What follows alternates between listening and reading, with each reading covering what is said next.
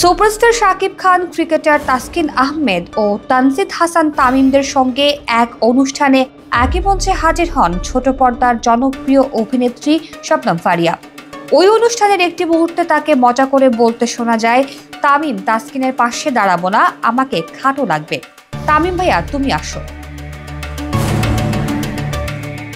ওই ভিডিও ক্লিপটি ফেসবুকে ছড়িয়ে পড়তেই এক যুবককে আপত্তিকর মন্তব্য করতে দেখা যায়, যা চোখে পড়ে এই তারকার।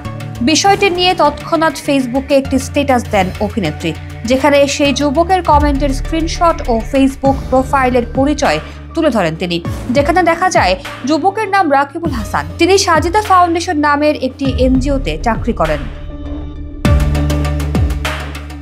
অভিনেত্রী সেই স্ট্যাটাসের পরপরই সাজিদা ফাউন্ডেশনের পক্ষ থেকে এক স্ট্যাটাসে জানানো হয়, রাকিবুল হাসান নামের সেই যুবকের বিরুদ্ধে ব্যবস্থা নিতে যাচ্ছে প্রতিষ্ঠানটি।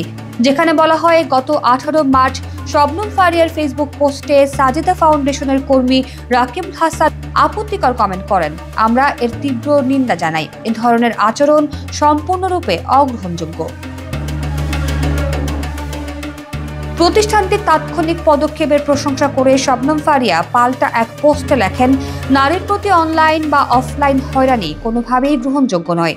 জবাবদিহিতা নিশ্চিত করায় নিরাপদ সমাজ তৈরির চাবিকাঠি। অসম্মানজনক আচরণ কখনোই সহ্য করা উচিত নয়, আর এর জবাবদিহিতা নিশ্চিত করাই একটি নিরাপদ পরিবেশ তৈরির জন্য গুরুত্বপূর্ণ। আমি সাজিদা ফাউন্ডেশনকে ধন্যবাদ জানাই বিষয়টিকে গুরুত্বের সঙ্গে দেখার জন্য। তাদের এই দ্রুত সিদ্ধান্ত স্পষ্ট বার্তা দেয় যে এমন আচরণের ফলাফল ভোগ করতে হয় তা যেখানেই হোক না কেন। আসুন আমরা সবাই হয়রানির বিরুদ্ধে দাঁড়াই এবং সৌহার্দ্য ও শ্রদ্ধাশীল পরিবেশ গড়ে তুলি।